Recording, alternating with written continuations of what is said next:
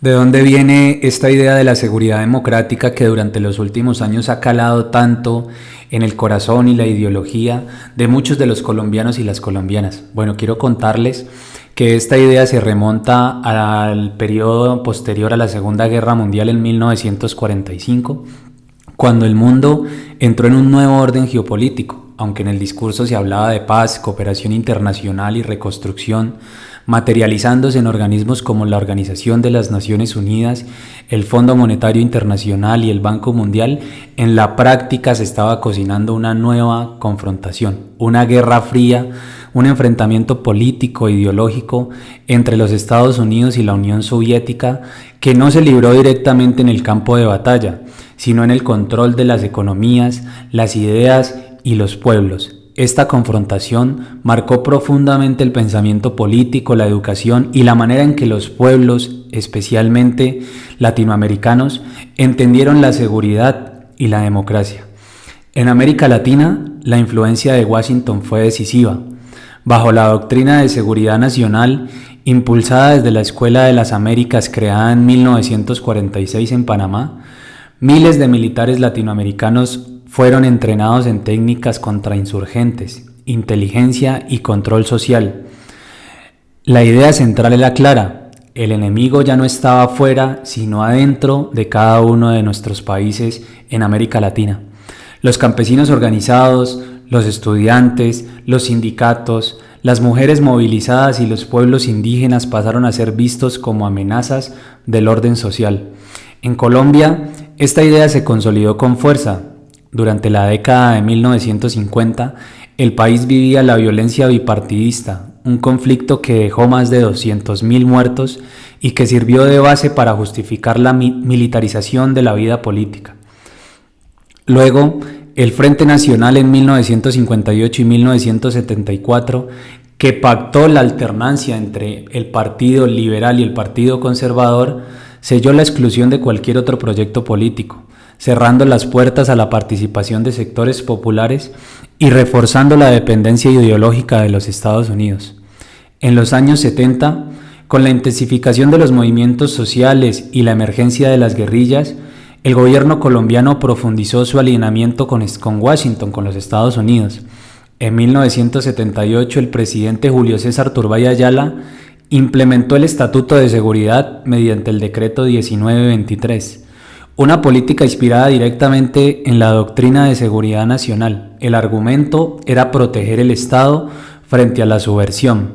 La realidad fue una política de represión que permitió detenciones sin orden judicial, torturas y juicios militares contra civiles. Este periodo, conocido como la Guerra Sucia, consolidó la mentalidad donde la protesta se confundía con el delito y la deferencia con la amenaza.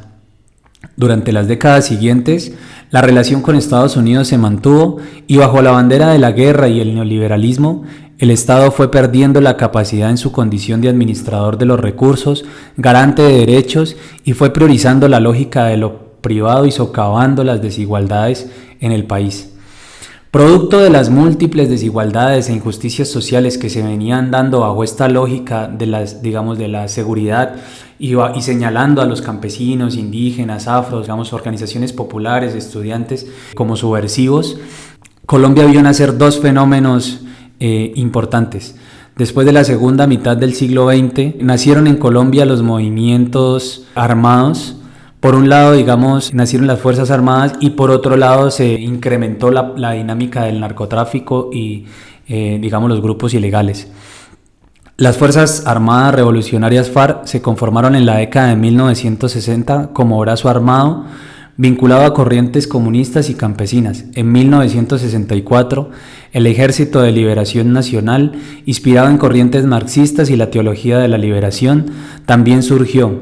A su vez, el Ejército Popular de Liberación EPL se creó a finales de la década de 1960 y 1967 como expresión de una decisión del comunismo marxista. El movimiento 19 de abril, M19, emergió después como una guerrilla urbana y nacionalista de estudiantes universitarios y líderes sindicalistas que se articuló a partir del rechazo de las elecciones de 1970 y se consolidó en 1973 y 1974. Por otro lado, Producto de la falta de garantías para la producción del campo durante los años 90, aumentó el narcotráfico. Entonces, en 1999, bajo los gobiernos de Andrés Pastrana y Bill Clinton, se lanzó Plan Colombia, un programa que mezcló lucha contra drogas, modernización del Estado y ofensiva militar. Entre los años 2000 y 2010, Estados Unidos destinó más de $10.000 millones en ayuda, de las cuales alrededor del 80% se usó en equipamiento militar, inteligencia y entrenamiento de tropas. Colombia se convirtió así en el principal receptor de ayuda militar estadounidense en América Latina. El Banco Mundial y el Fondo Monetario Internacional, por su parte, ofrecieron créditos y asesorías que, aunque no financiaban directamente la guerra, reforzaban la arquitectura estatal centrada en la estabilidad macroeconómica y el control institucional. Bajo esa lógica, el fortalecimiento del Estado coincidía con su capacidad de ejercer control territorial y contener los conflictos sociales, es decir, con mantener el orden antes que transformar las causas reales, digamos, que venían generando toda esta serie de conflictividades dentro de nuestro país. Con la llegada del siglo XXI, esta herencia tomó un nuevo nombre: seguridad democrática. La política emblema del presidente Álvaro Uribe Vélez entre los años 2002 y 2010.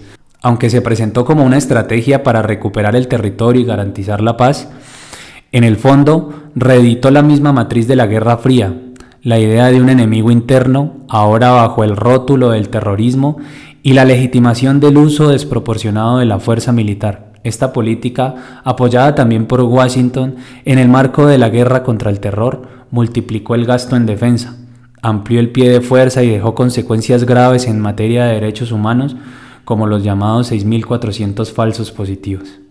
En conjunto, desde el final de la Segunda Guerra Mundial hasta nuestros días, Colombia ha sido un laboratorio de una forma particular de gobierno, una democracia tutelada por la seguridad, donde las agendas económicas del Banco Mundial, las asesorías estratégicas de Washington y las políticas locales han coincidido en un mismo propósito: mantener el orden, incluso a costa de la vida.